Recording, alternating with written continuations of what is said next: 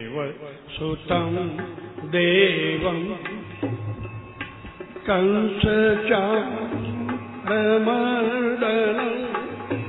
वसुदेवसुतं देवं कंसचाणूरमर्दनं देवकी परमानन्दं कृष्णं वन्दे जगद्गुरुं।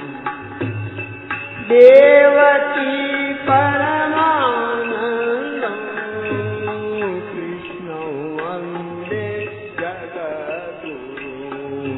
अजोऽपि सन्नव्ययात्मा भूतानामेश्वरोऽपि सन् अजोऽपि सन्नव्ययात्मा भूतानामीश्वरोऽपि सन् प्रकृतिं स्वामधिष्ठाय सम्भवाम्यात्ममायया प्रकृतिं स्वामधिष्ठाय सम्भवाम्यात्ममायया यदा यदा हि धर्मस्य ग्लानिर्भवति भारत यदा यदा धर्मस्य ग्लानिर्भवति भारत अभ्युत्थानं धर्मस्य तदात्मानं सृजाम्यहम्। अभ्युत्थानं धर्मस्य तदात्मानं सृजाम्यहम्। परित्राणाय साधूनां विनाशाय च दुष्कृताम्। परित्राणाय साधूनां विनाशाय च दुष्कृताम्। धर्म संस्थापनार्थाय सम्भवामि युगे युगे। धर्म संस्थापनार्थाय सम्भवामि युगे युगे। जन्म कर्म च मे दिव्य मेवं यो वेत्ति तत्त्वता। जन्म कर्म च मे दिव्यमेवं यो वेत्ति तत्त्वतः। त्यक्त्वा देहं पुनर्जन्म नैति मामेति अर्जुन। त्यक्त्वा देहं पुनर्जन्म नैति मामेति अर्जुन। वीतराग भय क्रोधा मन्मया मामुपाश्रिता। वीतराग भय क्रोधा मन्मया मामुपाश्रिता। बहवो ज्ञान तपसा पूता मद्भावमागता। बहवो ज्ञान तपसा मद्भावमागता। वसुदेवसुतं देवं कंसचाणूरमर्दनं। वसुदेवसुतं देवं कंसचाणूरमर्दनं। देवकी परमानन्दं कृष्णं वन्दे जगद्गुरुम्।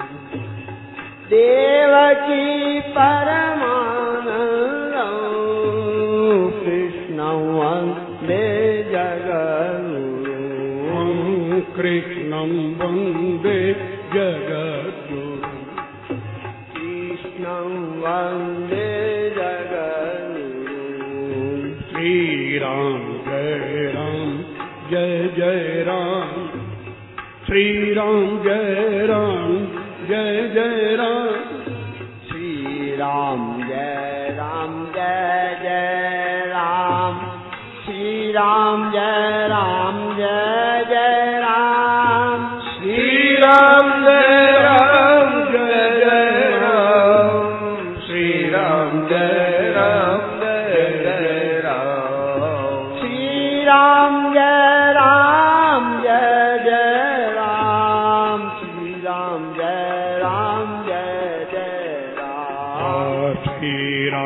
जय जय राम श्रीराम जय जय राम श्रीराम जय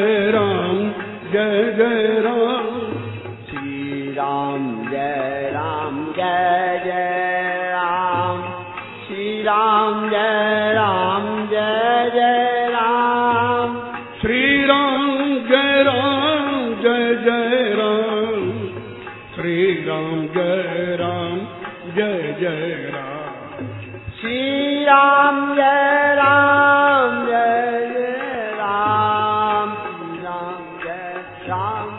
जय राम श्रीराम जय राम श्रीराम जय जय राम श्रीराम जय जय राम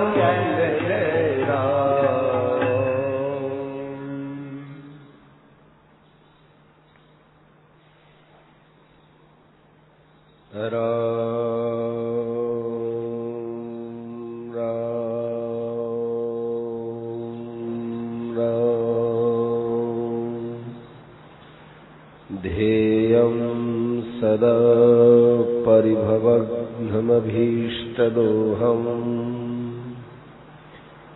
तीर्थास्पदं शिवविरिञ्चिनुतं शरण्यम् धृत्यार्तिहं प्रणतपालभवाब्धिपोतम् वन्दे महापुरुषते चरणारविन्दम्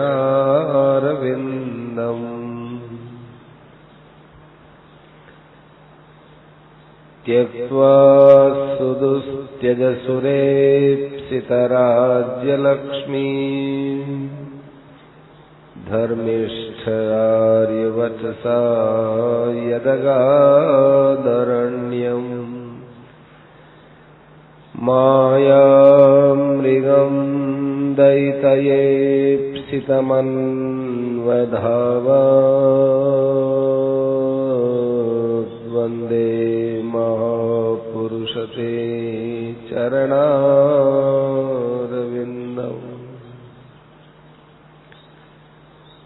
कृष्णाय वासुदेवाय देवकी नन्दनाय च नन्दगोपकुमाराय गोविन्दाय नमो नमः। 56 वर्ष पहले का एक लेख है। माताओं, बहनों, भाइयों, अब मैं जो आपको बात बताता हूं उस पर आप विशेष ध्यान देवें। हमारे यहाँ सीता बहू दरबार बैठे हुए हैं। ये समय के बहुत पक्के हैं। समय का ठीक ध्यान रखना चाहिए। समय बड़ा दामी है। इस बात को आप जितना ज्यादा महत्व देंगे उतना ही आपका समय अच्छे काम में खर्च होगा। आज आपका समय साधन भजन में क्यों नहीं लगता है? क्योंकि आपने समय की कीमत खो दी। समय को बड़ा कीमती मानिए, क्योंकि समय नहीं मिलेगा।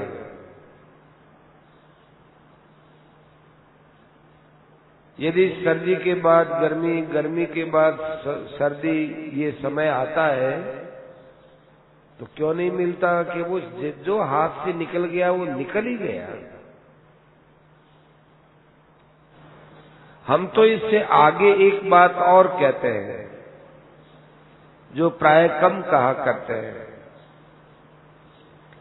आप केवल समय का सदुपयोग कीजिए और साधन भजन में लग जाइए। ये भी मत सोचिए कि भगवान हमको जल्दी कैसे मिले, ये भी मत सोचिए। उनके दर्शन जल्दी हो, उनके दर्शन जल्दी हो, हमारी मुक्ति जल्दी हो, ये भी आप ध्यान में मत रखिए, ये भी आप विचार मत रखिए। फल की इच्छा भी मत कीजिए। भगवत प्राप्ति यद्यपि फल नहीं है, परंतु हम तो इससे आगे की बात बोलते हैं। आप लोगों को फल के बिना लक्ष्य बनाए ही केवल भगवान का चिंतन स्मरण हर समय करना है, हर समय का उपयोग करना है। ये मैं बहुत अच्छी बात समझ के कह रहा हूं। समय का पालन करो। हमारे पास समय नियमित है, बहुत कम है। चतुराई इसी में ही है। कितनी बढ़िया बात, चतुराई इसी में ही है कि इस थोड़े से समय में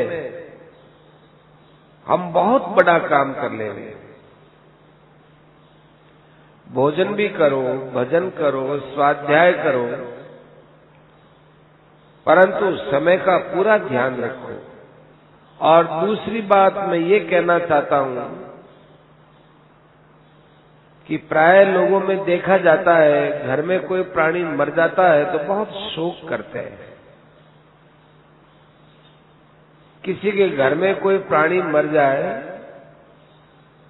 तो शोक करने से बहुत बड़ा अज्ञान फैलता है, क्योंकि जो होना ही है वो तो हो ही गया।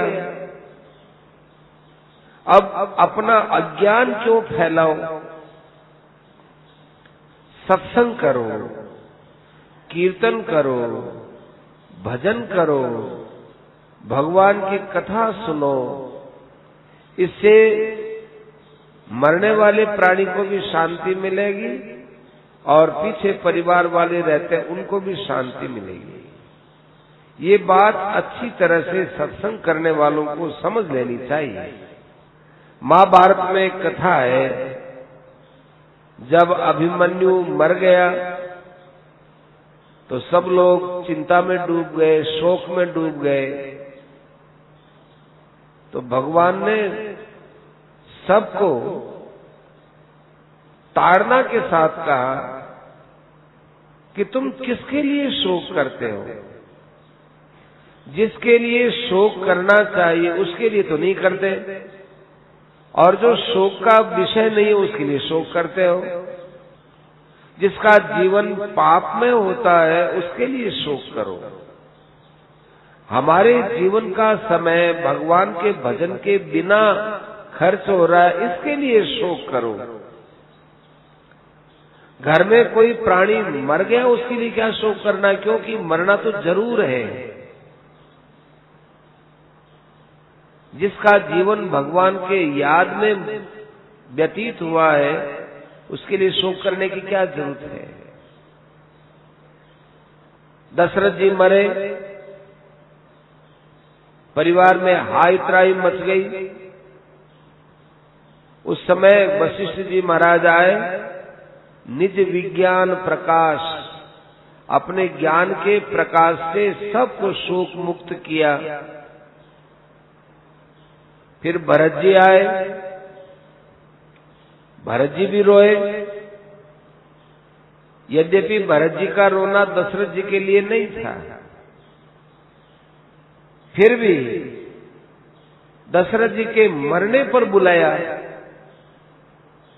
तो भरत जी का जो शोक था वो दशरथ जी के मरने में शामिल किया गया।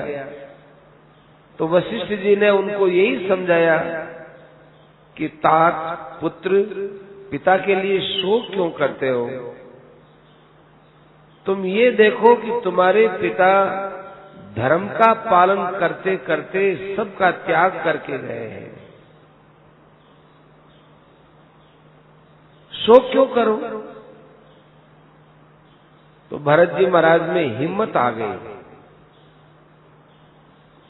और भरत जी ने कितना सुंदर प्रस्ताव रखा कि राम जी के पास चित्रकूट में गए। किसी ने नहीं बताया, भरत जी के मन में पैदा हुई बात। यदि भरत जी के मन में शोक होता तो राम जी से मिलने की इच्छा पैदा ही नहीं होती। इसलिए किसी के भी मरने पर शोक नहीं करना चाहिए।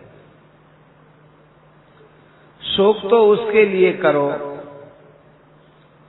जो दया का पात्र है, जिसका जीवन पाप में गया है। उसके लिए रो कि देखो बेचारा यूं ही पाप कमा करके चला गया। हम लोगों के लिए यहाँ धन संपत्ति भी छोड़ा, लेकिन ये पाप कमा करके चला गया। इसका फल बेचारे को कहां कहां भोगना पड़ेगा। ऐसे करके शोक करना चाहिए। परंतु उस व्यक्ति का अभाव हो गया, अब हमारा क्या होगा, हमारा जीवन कैसे चलेगा? उसके साथ जो हमारा संयोग था अब वो संयोग नहीं रहा, अब वियोग हो गया, अब क्या करें? ये शोक करने लायक बात नहीं होती। घर में मर जाए तो बड़ा धैर्य रखो, हृदय को मजबूत रखो और कीर्तन करो, सत्संग करो, भगवान की चर्चा करो। इससे आपको बड़ा भारी बल मिलेगा। जो लोग सत्संग करते हैं, रात दिन इस काम में लगे हुए हैं, वे लोग किसी के मरने पर इतने विचलित नहीं होते हैं। परंतु जिनके यहाँ कभी सत्संग नहीं हुआ, जो कभी इधर विचार ही नहीं करे, उनके घर में कोई मर जाए तो वो घर डरावना हो जाता है। कि लोग इतने दुखी होते हैं, वो घर डरावना हो जाता है। कई लोग भजन साधन लगने वाले भी घर में कोई मर जाता है तो वो कहते हैं हमको अभी 12वें 13वें की व्यवस्था करनी है, तो वो स्वाध्याय भजन सत्संग का जो टाइम होता है उसको छोड़ देते हैं कि बाद में देखा जाएगा। तो जोश के साथ में वे भजन साधन करना चाहिए। ये देखो हमारे पास सीतामऊ दरबार बैठे हुए हैं। कल इनकी रानी साहिबा का शरीर शांत हुआ, परंतु ये यहीं आकर के रोज के समान बैठ के सत्संग कर रहे हैं। ये राजा है, राजा। राजा का किया हुआ काम प्रजा के लिए आदर्श होता है, ये हमें सीखना चाहिए। अरे घर में कोई मर गया, उसके बाद जो व्यवस्था करनी है उसके लिए नित्य कर्म पूजन भजन नहीं छोड़ना चाहिए। कि दाग में जाना हो तो दाग में जाओ, अंतिम क्रिया करो, सब करके आकर के और अपना भजन पूजन पाठ करो।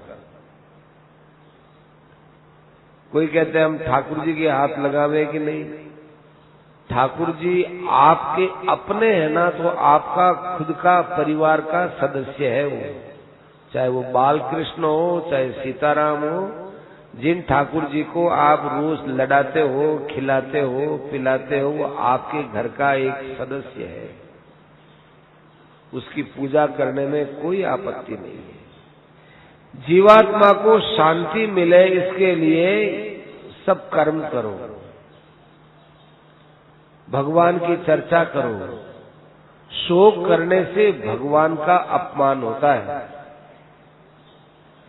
मैं तो आप लोगों से ये भी प्रार्थना करता हूं कि यदि मेरा शरीर शांत हो जाए, सेठ जी कह रहे हैं मेरा शरीर शांत हो जाए तो भूल करके भी शोक सभा मत करना, नियमित समय का पालन करो, साधन में लगे रहो। और घर गृहस्थ में तो ये घटनाएं होती रहती हैं। आज हमारे घर में कोई मर गया, कल ने हमारे संबंधी के घर में कोई मर गया, तो ये आदमी के घरों में होता ही रहता है, ये तो रोज का काम है। इसके लिए शोक क्यों करें? हमारे घर में यदि कोई मृत्यु हो जाए और दूर दूर से हमारे परिवार के लोग बैठने के लिए आवे, शोक मनाने के लिए आते हैं, तो कई बिना बुलाए भी आते हैं, कोई इस मौके पर बुलाया थोड़ी जाता है, अपने आप आते हैं और हमारे साथ बैठते हैं और शोक करते हैं। और वो बात ऐसी करेंगे जिससे हमारा शोक बढ़ेगा। तो इसमें एक आपको तरकीब बताते हैं कि आप देखोगे कि भाई हमारे परिवार के सदस्य यहाँ ज्यादा आएंगे तो लोगों में लगेगा कि ओहो इनका कुनबा बहुत बड़ा है, ऐसे करने से शोक बढ़ेगा। आप अपने सब परिवार वालों को बोल दो, बड़े प्रेम से लिखो, सभ्यता से लिखो, उनका आदर करते हुए लिखो कि देखो अभी आप आओगे, मौसम अच्छा नहीं है, इतनी दूर आप यात्रा करोगे, बड़ी धूप पड़ती है और जो घटना होनी थी वो घटना तो हो चुकी। अब आप यदि न आवे तो आपको कष्ट नहीं होगा, इसलिए हम आपको मना करते हैं। इतने पर भी फिर भी कोई आवे तो अच्छी बात है, परंतु नम्रता से निवेदन कर देवे कि शोक न करें। और जब परिवार वाले खुद शोक नहीं करेंगे तो दूसरे व्यक्ति का साहस नहीं होगा कि वे आपके अंदर शोक पैदा करने वाली बात कहें। पर आजकल तो शोक का भी प्रदर्शन करते हैं, ये अच्छी बात नहीं है। किसी भी हालत में ये मृतक के लिए शोक नहीं करना चाहिए। और आपको खास बात सुनाता हूं, जिसको हम निष्काम भाव कहते हैं, स्वार्थ का त्याग करते हैं, उसके करने से, निष्काम भाव करने से या स्वार्थ का त्याग करने से हमारे हृदय में एक अपार प्रसन्नता होती है। उस प्रसन्नता का कोई ठिकाना नहीं है। ऐसा करके देखो तो सही कितनी प्रसन्नता होती है। आप कोई स्वार्थ पूरा करके या कामना पूरी करके इतने प्रसन्न नहीं हो सकते जितने आप स्वार्थ का त्याग करोगे, निष्काम भाव से करोगे, उसमें एक अपार प्रसन्नता होगी। तो मैं ये बताना चाहता हूं कि जिसके लिए निष्काम भाव से कर्म किया जाता है, हमें परमात्मा की प्राप्ति के लिए करना है।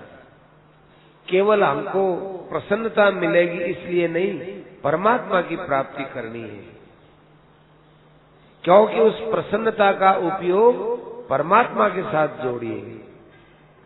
जैसे कोई आदमी रुपयों को ब्याज में लगाता है और उसका जो ब्याज आता है, उस ब्याज को वो वापस ब्याज में लगाता है, कितना आनंद आता है, कितना खुश होता है। ओहो, हमारे ब्याज आता था, उस ब्याज को भी ब्याज में लगा दिया।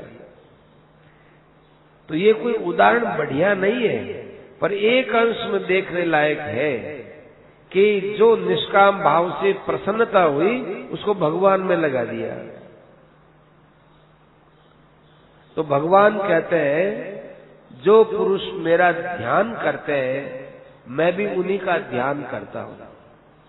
लोग कहते हैं हमको ध्यान की बात अच्छी नहीं लगती, समझ में नहीं आती। अच्छी नहीं लगती मतलब समझ में नहीं आती। भगवान का ध्यान करते तो भगवान कहते मैं भी उनका ध्यान करता हूं। ये कितनी ऊंची बात है। ज्ञान योग के द्वारा देखते हैं कितने पुरुष निष्काम कर्म के द्वारा उस परमात्मा को जानते हैं। भगवान कहते हैं मैं भी उनको प्राप्त होता हूं।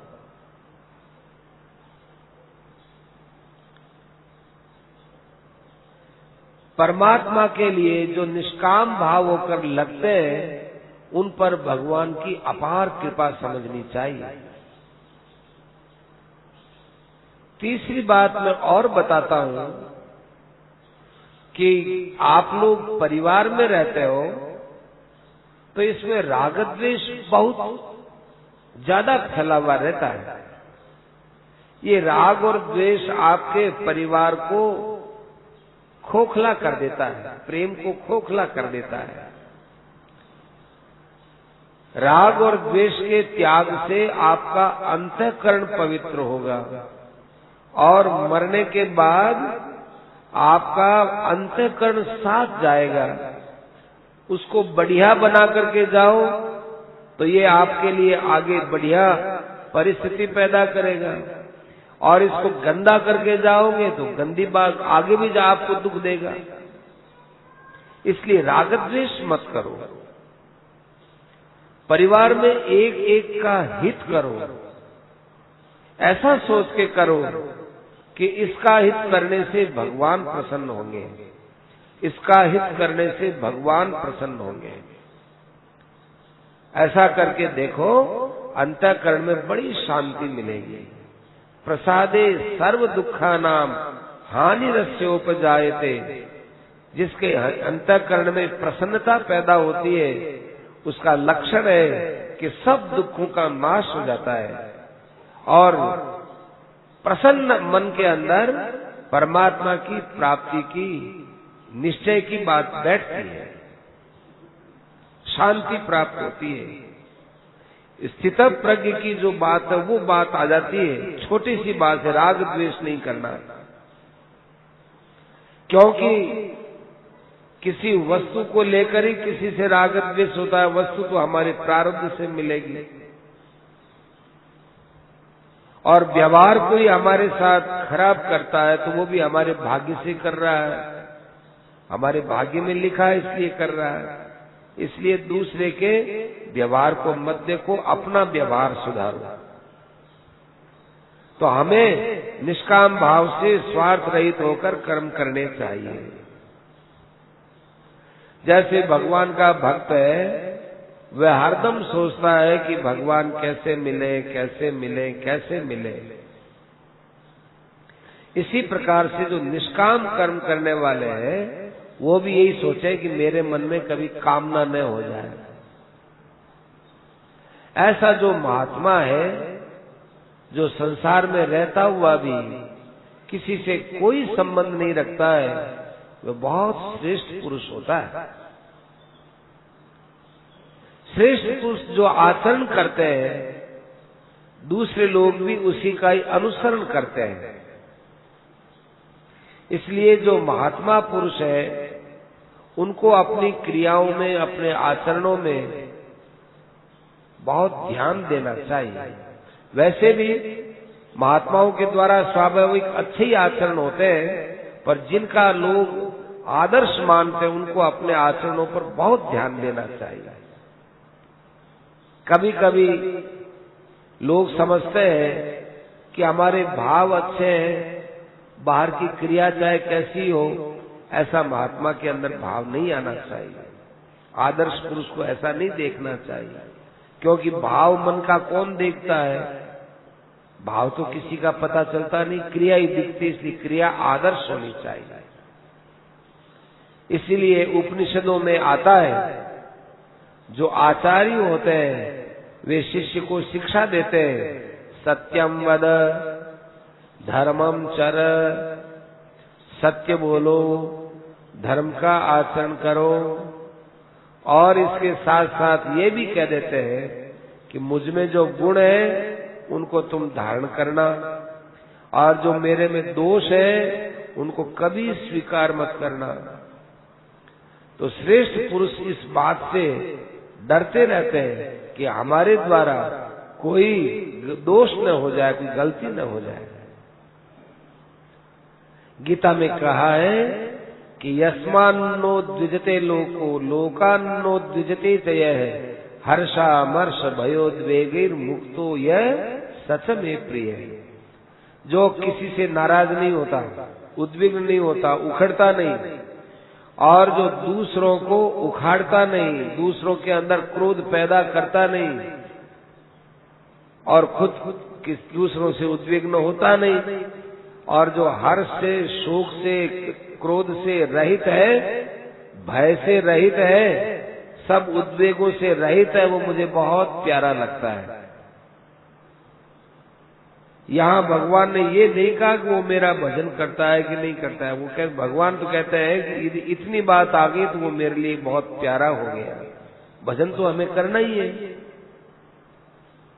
इसलिए हमें ये सोचना चाहिए कि परिवार के अंदर हम जितने सदस्य रहते हैं, मैं किसी के भी मन के अंदर क्रोध पैदा करने का कारण न बनूं।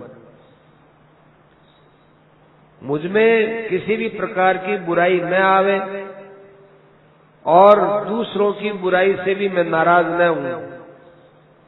प्राय लोग ऐसा मानते हैं कि हम तो बहुत ठीक हैं, लेकिन दूसरे लोगों की बुराई से हमें कष्ट हो जाता है। नहीं होना चाहिए। हमें इस बात का ध्यान रखना चाहिए। सावधानी में ही तो मनुष्य की मनुष्यता है।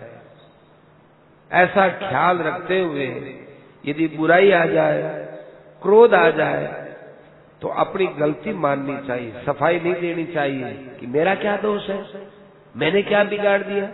जब तुम क्रोध करोगे तो मेरे भी क्रोध आएगा, जब तुम ऐसा करोगे, बुरा करोगे, तो फिर हम पीछे क्यों रहेंगे। ऐसे सफाई दे करके अपने स्वभाव को खराब करना है। सफाई नहीं देनी चाहिए। यदि हमारे स्वभाव से गलती हो गई तो समझो कि ओहो बड़ी खतरनाक बात हो गई। और यदि हम सफाई देते रहेंगे तो मरेंगे तब तक हम हमारा दोष नहीं निकाल सकते। हम कभी भी दोषों से रहित नहीं हो सकते। सफाई मत दो। कोई हमारे पर झूठा ही आरोप करे तो भी चुप रहो, शांत रहो। उसमें भी सफाई देना ठीक नहीं है। सफाई देते हैं यही गलती है। लोग क्या, हम क्या हमारा झूठा नाम लगाते हैं साहब, हमारा झूठा नाम लगा दिया तो भी सफाई मत दो। लगा दिया, चुप रहो।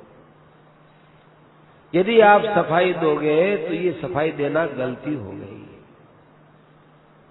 बल्कि माने यही कि कहीं न कहीं मेरा दोष है, ऐसा अपने में माने। देखो इसमें नहीं आया, सेठ जी ने कहा कि हम किसी का अच्छा करते हैं और वो हमारा बुरा करता है, उसमें भी समझना चाहिए कि मेरी कहीं न कहीं बुराई है, कहीं न कहीं गलती है। तो पूछा, सेठ जी हमारी गलती है ही नहीं। कि देखो हमने अच्छा किया तो वो अच्छा उसके हृदय में प्रवेश क्यों नहीं किया, उसका हृदय हमारी अच्छाई से बदला क्यों नहीं। यदि उसका हृदय नहीं बदला है तो जरूर हमारी कहीं न कहीं गलती है। इतनी अपनी गलती देखनी चाहिए। कितनी ऊंची बात है। यह मानना चाहिए कि दोष मेरा है। वो आदमी अपना बहुत जल्दी सुधार कर लेगा। और हमको इस मानव शरीर में करना ही क्या है। ये खाना पीना सोना, ये जो कुछ हम यहाँ कर रहे हैं ये तो और शरीरों में भी हो जाएगा। स्वभाव थोड़ी बदल जाएगा, सुधार थोड़ी हो जाएगा। यहाँ केवल सुधार करने के लिए ही तो आए हैं और हमारा कोई काम नहीं है। भगवान ने ये नहीं कहा कि जिसको भी उद्विग्न हो जाए तो उसे दूर कर देना चाहिए। ये कहा है कि उद्वेग होना ही नहीं चाहिए। माने जिससे उद्विग्न हो जाए, अब मेरे से यदि आपको उद्विग्न हो गया तो आप मेरे को दूर कर दो, तो ऐसा नहीं। उद्विग्न हो जाए उसको दूर कर दो, ये भगवान ने नहीं कहा है। भगवान ने कहा है कि आप उद्विग्न मत हो। वर्तमान में बहुत विपरीत बातें हो रही है। जब मैं कहूं कि ये मुझे गालियां देता है बिना अपराध के, तो मुझे क्रोध नहीं आएगा क्या? हम कहां तक बर्दाश्त करेंगे? ऐसा मैं कहूं तो लोग मेरे को प्रोत्साहित करेंगे, हाँ हाँ बिल्कुल ठीक है, आप तो बिल्कुल ठीक हो, और ये आपको गालियां निकालता है तो क्रोध तो आएगा ही। ऐसे लोग हमें हम मिलाते हैं और कहते हैं हाँ ठीक है, आप कहते हैं ये ठीक है, तो फिर मेरा क्रोध और बढ़ता है। ओ देखो इतने आदमियों ने मेरा समर्थन कर दिया। तो ऐसा किसी का समर्थन नहीं करना चाहिए, चाहे वो कितना भी निर्दोष है, और आप भी जानते हैं कि निर्दोष है, पर उसको दोष के लिए उत्साहित नहीं करना चाहिए। किसी को क्रोध करने के लिए प्रोत्साहन नहीं देना चाहिए। और जैसे मैंने कहा कि मेरी क्या गलती है, ये मुझे गाली निकालता है, बिना अपराधी ये मुझे तंग करता है, तो मुझे क्रोध आएगा ही। ऐसा यदि मैं कहूं, ये मेरी सबसे बड़ी भूल है कि मैं सफाई देने लग गया। हम तो ये मानते हैं कि किसी को नरक में जाना है, किसी को पतन की तरफ जाना है, तो वो दूसरों से उद्विग्न होवे और दूसरों को उद्विग्न करे, और जिसको स्वभाव सुधारना है, अपना कल्याण करना है, तो वो दूसरों से उद्विग्न न हो, शांत रहे, मुस्कुराते रहे। हमें ऐसा व्यवहार करना चाहिए जिससे दूसरों को दुख न हो। और यदि हमारे आचरणों को देखकर, व्यवहार को देखकर किसी को दुख होता है, भय होता है, किसी को क्रोध आता है, उद्विग्न होता है, तो समझना चाहिए कि उसका कारण मैं हूं और मैं और सुधार करूं। यदि दूसरों से अपने को दुख हो, अपना क्रोध आए, तब भी अपनी गलती समझे। क्यों? क्योंकि संसार में सभी लोग स्वतंत्र हैं, कोई कुछ भी करेगा, ये स्वतंत्र है, वो कुछ भी करेंगे। हमें उसकी क्रिया पर क्यों दुख हो, क्यों आचरण पर क्रोध आए, क्यों दुख लगे? हमें दुखी नहीं होना चाहिए। वह खोटा करता है तो करे, अपने को दूर रहना चाहिए। कि हमारी बुराई करता है तो इतने पर भी दुख नहीं होना चाहिए। ज्यादा से ज्यादा यदि आपको तकलीफ हो और यदि आपके क्रोध आ ही गया हो, तो उससे हाथ जोड़ करके बड़े नम्रता से मुस्कुरा करके कह दे कि भाई आप जो ये कार्य करते हो, इसके द्वारा न आपका भला है न हमारा भला है, और इसमें आपका अहित ज्यादा है, क्योंकि आप गलती कर रहे हो। इससे ज्यादा उसको नहीं कहना चाहिए, क्योंकि ज्यादा कहने पर उसके मन पर असर पड़ेगा कि हमारे पर शासन करता है और ये हमको नीचा दिखाता है। तो ऐसा करने से अगले के मन में ज्यादा खराबी आएगी और अपन उसके पतन में कारण बन जाएंगे। इसलिए कहना हो तो नम्रता से कह दो, नहीं कहो तो और ही अच्छी बात। संसार में अपने मन की बात होती है तो खुशी आती है, और अपने मन के विरुद्ध बात हो जाए तो ईर्ष्या होती है, जलन होती है, उद्वेग आता है कि हमारी बात नहीं मानी। तो अनुकूल में हर्ष और प्रतिकूल में अमर्ष, माने क्रोध, द्वेष, ईर्ष्या, तो ये बड़ा भयंकर दोष है, अपने अंदर घटता है। इसको दूर करना चाहिए। किसी के भाव को, क्रिया को, आचरण को देख करके भी उद्विग्न नहीं होने वाली जो बात कही है, ये बहुत मामूली, बहुत ऊंची बात है। ये कोई मामूली बात नहीं, बहुत ऊंची बात है। हमारे द्वारा किसी का अनिष्ट हो, अहित हो, नुकसान हो, ऐसा काम तो स्वप्न में भी नहीं करना चाहिए।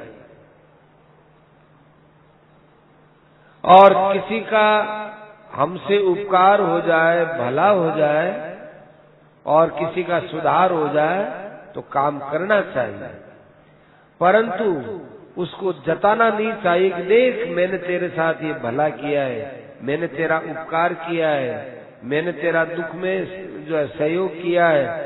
ऐसा उसको कभी नहीं कहना चाहिए, उससे उसको उसके सम्मान पर बड़ी भारी तकलीफ होती है। चाहे वो हमारे साथ कुछ भी बाद में बर्ताव करे तो ये कह करके उसको दुखी नहीं करना चाहिए, लज्जित नहीं करना चाहिए। हमें तो वही वचन कहना चाहिए जिससे उसके मन में शांति हो, उसका भला हो, हमारे वचनों को सुनकर उसके मन में प्रसन्नता हो। नहीं तो मौन रहना ठीक है, पर किसी के मन में उद्विग्नता पैदा नहीं करनी चाहिए। आपको आज मैं बहुत खास खास बातें बता रहा हूं। एक और आपको सिद्धांत की बात बताऊं कि कोई हमारी बड़ाई करता है तो उसमें हर्ष का अनुभव न करें। चाहे हमारी कितनी बड़ाई करे, चाहे हमको ऊपर आसमान में ले जाकर बैठा दे, इतने पुल बांध देवे, तो भी बड़ाई से बिल्कुल प्रसन्न न हो। और मन ही मन में बड़ाई को अपनी निंदा समझनी चाहिए। मन के अंदर अप्रसन्नता होनी चाहिए और सोचना चाहिए कि अरे देखो आज मेरा कितना दुर्भाग्य है। ध्यान से सुनना कि मेरे कानों में जहां भगवान की बड़ाई पड़नी चाहिए थी, उन कानों में मेरी बड़ाई की बात सुन रहा हूं। कितने मेरे लिए खराब दिन की बात है। वहां पर कोई हरिभगत जी थे, उन्होंने प्रश्न किया बीच में ही, आपने जो ये बात कही कि बड़ाई होने पर हर्ष नहीं करना चाहिए, तो क्या करें सेठ जी? ये तो हर्ष अपने आप होता है, गुदगुदी आती है, मन में बड़ी अच्छी लगती है, क्योंकि बड़ाई बहुत अच्छी लगती है, स्वतः प्रसन्नता होती है। तो हम क्या करें? सेठ जी ने उत्तर दिया, देखो हरिभगत जी, ये बात तो लाखों आदमियों में मिलेगी कि हमको बड़ाई अच्छी लगती है, हमको मान आदर अच्छा लगता है, हमको मान बढ़ाई में गुदगुदी आती है। ये बात तो लाखों आदमी कहेंगे। आप लोग रात दिन सत्संग करते हो और थाने भगवान प्यारा लागे, भी जगह थाने बड़ाई प्यारी क्यों लागने लगी? थे तो कम से कम आ बात नहीं कहो कि माने मान बड़ाई प्यारी लगे। देखो भगवान विश्व प्रसन्न हुए जो भगवान से प्यार करे। थे जब थारी मान बड़ाई से प्यार करो तो भगवान से थे कठे प्यार करया। थारो भगवान को प्रेम है के? प्रेम को नहीं। यस्मान्नोद्विजते लोको लोकान्नोद्विजते थे। ये बात में थे क्यों भूलो? यो न रिष्यति न द्वेष्टि न शोचति न कांक्षति शुभाशुभ परित्यागी भक्तिमान यह समय प्रिय है। जो कभी हर्ष नहीं करे, जो कोई ने साथ द्वेष नहीं रखे, जो कोई भी घटना हो जाए में शोक नहीं करे, और जो कोई किसी प्रकार की स्वार्थ की पूर्ति नहीं चाहे, जो शुभ और अशुभ सब कर्मा से अपनो कोई मतलब नहीं रखे, वो हमारी भक्ति करने वालों मन बहुत प्यारो लागे। कितनी ऊंची बात भगवान कही है और थे मान बढ़ाई था ना प्यारी लगने लगी। एक आदमी ने हमारी बढ़ाई करी कि साहब जयदयाल बहुत बड़ो ज्ञानी है, बहुत बड़ो योगी है, बहुत बड़ो भक्त है। आ बात सुन करके मैं जयदयाल खुश हो गयो। तो फिर आ बात तो साधारण बात हुई। फिर हर आदमी में मामे के फर्क हुई। ये तो संसार में सब जगह देखने में मिलता है। विशेषता क्या है कि बड़ाई करने पर भी मन में प्रसन्नता न हो, बुराई करने पर भी मन में दुख न हो। ये विशेषता की बात है। और भक्ति मार्ग वालों तो आ सोचे कि मारे द्वारा कोई अच्छो हो, वो मैं नहीं करियो, भगवान करियो, भगवान की कृपा से हुई। भगवान और विश्व ऊंचो कोई वह वो कहे कि भगवान ही करे, मैं तो करे ही नहीं, मैं क्या कर सकूं। सारे सृष्टि ने रचने वालों भगवान है, वो सब चीजा में कितनी कितनी चीजा करे। वो यदि इस शरीर से कोई बढ़िया काम करा दिया तो वो ही करायो है, मैं करने वालों के कौन हूं, यह सोचे। यदि कोई बड़ाई करे तो रोना चाहिए कि ओहो मेरे कितो घाटो लाग गयो। करने वाला तो आप लोग बहुत बड़ो काम कर गयो, लेकिन मारे वास्ते कितो घाटो लाग दियो। जो आदमी बड़ाई करे, बड़ाई करना तो मेरी सज्जनता है, वो तो बहुत बड़ो काम कर लियो आप लोग, क्योंकि सबरी बड़ाई करनी। लेकिन मेरे लिए कितो घाटो हो गयो, रोना चाहिए। बड़ाई किसी और की और करे कोई और हो तो अन्याय हो गयो। माने करे तो राम जी और बड़ाई वह मारी। मैं तो के करने लायक हूं, करने वाला तो भगवान है, मैं तो निमित्त मात्र हूं। आ बात भक्ति के मार्ग में जानने वालों आदमी समझा करेंगे। ज्ञान मार्ग वाला देखे कि मैं कुछ नहीं करता हूं, करने वाला कोई और ही है। जयदयाल ने किया तो ये नाम तो कल्पित है, रखा हुआ है। ये जो जयदयाल नाम है ये तो आकाश का शब्द है। अभी शब्द ने मैं क्यों पकड़ूं, मैं की बात रो अभिमान करूं। जाति का, धर्म का, कर्म का, नाम का जो मैं ग्रहण करता हूं ये अन्याय है, ये अभिमान है। और जिसमें अभिमान है वो अज्ञानी है। जिसके मूल में अज्ञान है वो महात्मा कैसे होगा, वो तो अज्ञानी हुआ, क्योंकि अभिमान तो अज्ञान का कारण होता है। ज्ञानी महात्मा तो कोई बिरला ही हुए।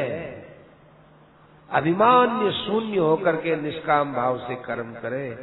मनुष्याणाम सहस्रेषु कश्चिद यतति सिद्धये यतताम अपि सिद्धानाम कश्चिन माम वेत्ति तत्ततः। हजारों मनुष्यों में कोई मनुष्य मेरी प्राप्ति के लिए प्रयत्न करे और मेरे प्राप्ति करने वाला में कोई योगी पुरुष ही मन प्राप्त हुए, और भी में कोई तत्व सुन जानने वाला और भी कम हुए, लाखों में कोई हुए। गीता के 12वें अध्याय के 13वें श्लोक से समाप्ति पर्यंत जो तत्वज्ञानी महात्मा के लक्षण बताए हैं उनके ऊपर खूब विचार करना चाहिए। तो मन में किसी प्रकार का विकार पैदा हुए तो भी दौड़ भगवान की भक्ति में लागना चाहिए, और कोई उपाय नहीं। जो मनुष्य नेता बनुड़ा रहे, जो मनुष्य योगी बनुड़ा रहे, जो मनुष्य अपनी मान बढ़ाई रे खातिर अठीने बठीने फिरता रहे और अपने मन ही मन में प्रसन्न होवे, वह लोग महात्मा के लक्षण के लायक नहीं है। वास्तव में वो महात्मा है ही नहीं। नाम से क्या होता है भाई, आचरण करना चाहिए। संसार में कोई नेता हो, महात्मा हो, योगी राज हो, यदि उनमें भक्ति नहीं है, यदि भगवान के प्रति प्रेम नहीं है, यदि संसार के प्रति बैराग नहीं है, तो वो वास्तव में न महात्मा है न नेता है, न वो जो है योगी है। गीता रामायण अपने खास शास्त्र है। उन शास्त्रों में जो बात बताई उसको थोड़ा थोड़ा बताता हूं। रामायण में जो वचन है वो ऋषियों के वचन है, गीता में वचन है वो भगवान के वचन है, ये मामूली वचन नहीं है। गीता के वचनों को ध्यान में रखना चाहिए, निश्चित कल्याण है। भगवान के बताए हुए मार्ग के अनुसार निवेदन करता हूं, उसका आप पालन करो, आपको लाभ, मैं पालन करूं तो मुझे लाभ। बतलाने में कोई मेरी भूल है तो मेरा अज्ञान है, और भगवान मेरे अज्ञान को क्षमा करेंगे। मैं तो आपको पहले से ही कहता हूं कि न तो कोई मैं व्याख्यान देने लायक हूं, न मैं उपदेश देने का अधिकारी हूं। फिर भी ये कहता हूं कि भगवान के वचनों के अनुसार चलने से कल्याण होता है। एक श्लोक का भी आचरण करो तो कल्याण होता है, आधे श्लोक का भी आचरण करो तो कल्याण होता है। किंतु मैं ये नहीं कह सकता कि जैसा मैं करता हूं वैसा करने से आपका कल्याण हो जाएगा, ये मैं नहीं कह सकता हूं, क्योंकि मुझे मेरे आचरणों पर इतना भरोसा नहीं जितना गीता के उपदेशों पर भरोसा है। हाँ, ये कह सकता हूं कि महात्मा लोगों के अनुसार आचरण करने से कल्याण हो सकता है। यद्यदाचरति श्रेष्ठ तत्तदेवेतरो जने सयत् प्रमाणम कुर्ते लोकस तदनुवर्तते। इसलिए श्रेष्ठ पुरुषों का आचरण करना चाहिए। दूसरी बात मैं और कहता हूं, कोई मेरी पूजा करे तो मैं इसे कलंक मानता हूं, किंतु यदि कोई मेरी बीमारी में सेवा करे या जो मैं चाहता हूं उसके अनुकूल करे, उसका मैं ऋणी जरूर हूं। पर यह नहीं कह सकता कि जाओ मैं आशीर्वाद देता हूं तुम्हारा कल्याण हो जाएगा, तुमने हमारी खूब सेवा की, तुमने हमारी पूजा की और हमने तुम्हारे सिर पर हाथ रख दिया, तुम्हारा कल्याण हो जाए, ऐसा मैं नहीं कह सकता। महात्माओं की सेवा से कल्याण होता है। गीता में कहा है, तद्विद्धि प्रणिपातेन परिप्रश्नेन सेवया उपदेक्षन्ति ते ज्ञानम ज्ञानिनः तत्त्वदर्शिनः। परंतु मैं अपनी व्यक्तिगत बात कहता हूं कि मेरी सेवा करी, मेरी बात मानी तो मैं उसका ऋणी हूं, लेकिन उसका कल्याण कर दूं ये मेरे में हाथ की बात नहीं है।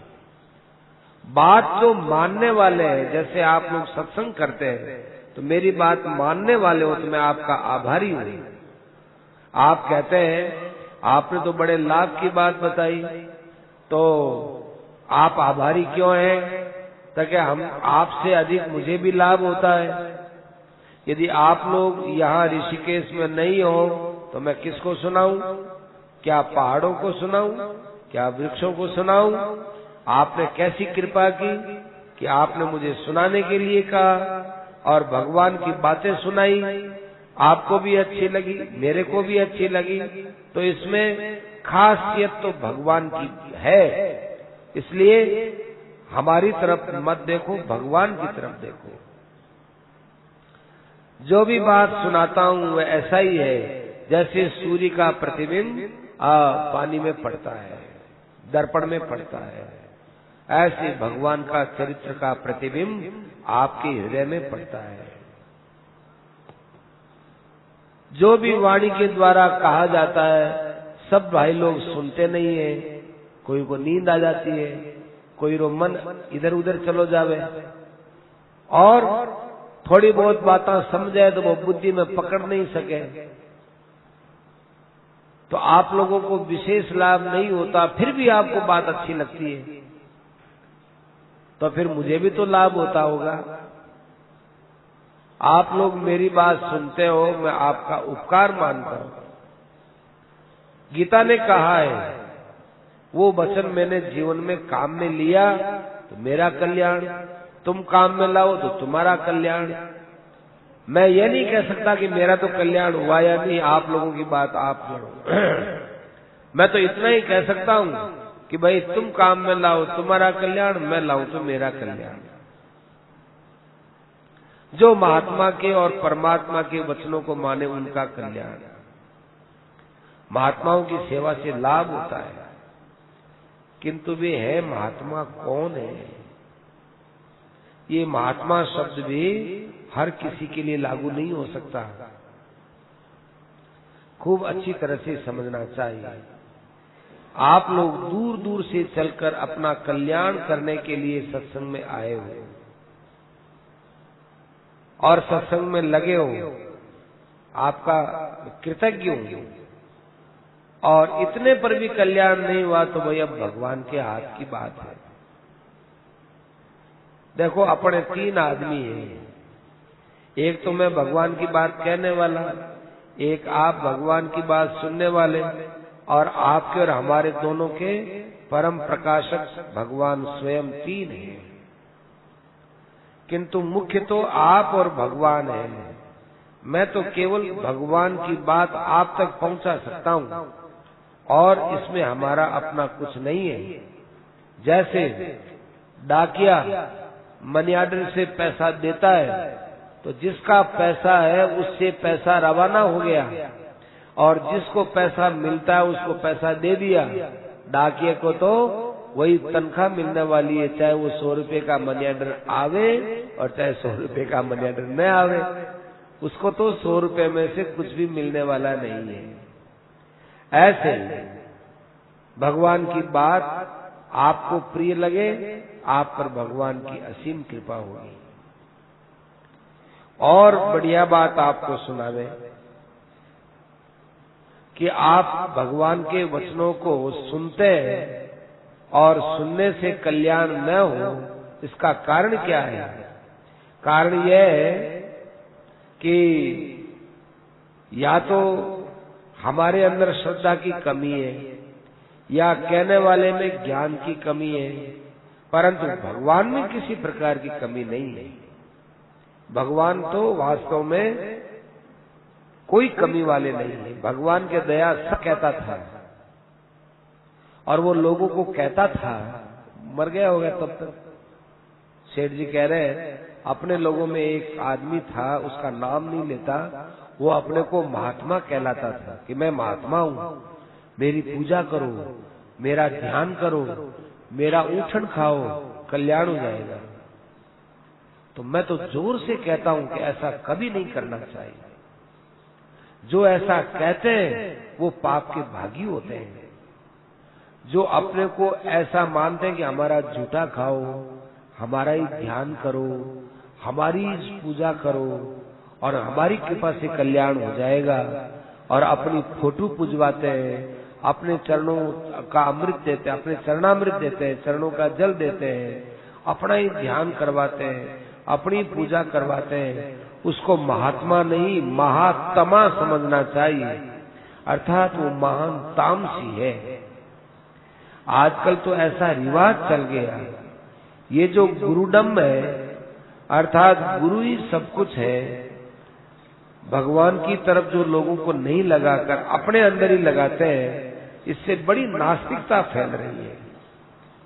जैसे आजकल लोग महात्माओं के आसन पर बैठकर, वक्ता के आसन पर बैठकर कहते हैं हम योगीराज हैं, हमारा ध्यान करो, हमारी पूजा करो, तुम्हारा कल्याण होगा।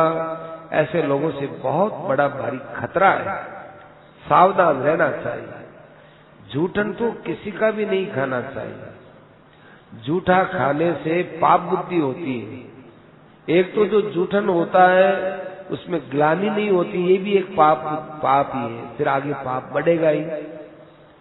और ऐसे योगीराज अपने को कहलाए, ऐसे लोग अपने को महात्मा बताए और ऐसे लोग अपनी जूठन खिलवावे, ये पाप ही तो बढ़ाने का उपाय है। इससे कल्याण नहीं होकर पाप बढ़ेगा। पहले लोग जहां मैं बैठता था वहां की धूली लेकर के सिर पर डाला करते थे, मेरे को महात्मा समझते थे, हमें पता नहीं था। जब हमको पता चला तो हमने उनको बुला करके कहा कि भाई यदि आपको हमारे सिर पर जूते से मारना हो तो बड़े आराम से मारो, किंतु ये हमारे चरणों की धूली लेकर कलंक मत लगाओ। आप लोग ऐसा न करें। किसी ने कहा हम तो आपको महात्मा मानते हैं, तो हम कहते हैं यदि महात्मा मानते हो तो भी इतना निरादर मत करो, इतना मेरा अपमान मत करो। ये तुम महात्मा के साथ अपराध करते हो, पाप कमाते हो। वैसे हम कोई महात्मा थोड़े ही है कि हम हमारे चरणों की धूली से आपका कल्याण कर देंगे। उन लोगों ने कहा कि हमसे गलती तो हो गई, हम चरणों की धूली ले तो आए, अब क्या करें? हमने कहा जहां से लाए वहां लाकर वापस पटक दो। मैंने यही बताया। तो मैं ये कह रहा था कि जो लोग मान बढ़ाई के लिए, प्रतिष्ठा के लिए अपने आप को महात्मा बताकर जूठन खिलाते हैं, और जूठन खिला करके कल्याण की बात बताने की बात कहते हैं, बिल्कुल पाप है। जूठा खाना तो हर हालत में खराब है। हाँ, पुत्र है वो पिता का झूठा, शिष्य है वो गुरु का झूठा, पत्नी है वो पति का झूठा प्रसाद मानकर खावे तो कोई बड़ा भारी नुकसान नहीं है। किंतु कोई ढोंगी महात्मा कहला करके और जूठन खिलावे, ये महान कलंक की बात है। इससे कल्याण के बदले अकल्याण होता है। ये रासलीला में देखो, रासलीला में भगवान का स्वरूप धारण करने वाले लड़के, वो लड़का माखन चोरते हैं, झूठा खाते हैं और फिर लोग उस झूठन का प्रसाद लेते हैं। हमको ये बात बहुत बुरी लगती है, ऐसा नहीं करना चाहिए। अरे आज तो हम उसको भगवान मानते हैं और कल वो बड़ा होगा, क्या पता है उसका कैसा चरित्र होगा, वो पाखंडी होगा, वो व्यभिचारी होगा। उस समय में हमारी उसमें अश्रद्धा होगी, हम घृणा करेंगे और उसका ऊठन हमने खाया, हमको भी अच्छा नहीं लगेगा, क्योंकि वो समाज को दूषित करने वाले होंगे। इसलिए जूठा किसी का भी नहीं खाना चाहिए। जूठा खाने से हम उसके एक तरह के पाप को खाते हैं। उसने जो पाप किया है वो पाप हमारे अंदर सीधे प्रवेश करते हैं, हमारे कल्याण का रास्ता बंद हो जाता है, हमारी बुद्धि भ्रष्ट हो जाती है और जैसे वो पाप करता है, वो पाखंड करता है, ऐसा हम भी चालू कर देते हैं। तो हम भूल से भी किसी का उच्छिष्ट अन्न न खाएं और किसी को अनुचित सम्मान न दें, किसी का अनुचित पूजन न करें, क्योंकि वे इसके पात्र नहीं है। अनुचित सम्मान करेंगे, उनका अनुचित पूजन करेंगे तो ये एक तरह से पाखंड को ही पूजना हो जाएगा। अपने तो इसके लिए एकमात्र भगवान है। भगवान का ही ध्यान करो, भगवान का ही पूजन करो, भगवान का ही प्रसाद ले, इसी में ही अपना सबका कल्याण है और ये हमारा अधिकार भी है। नारायण शिवं नारायण नारायण नारायण यावर रामचंद्र की जय, मोर मुकुटवंशी वाले की जय, अनंत श्री हरिरामदास जी महाराज की जय, अनंत कोटि सर्व संत महात्माओं की जय।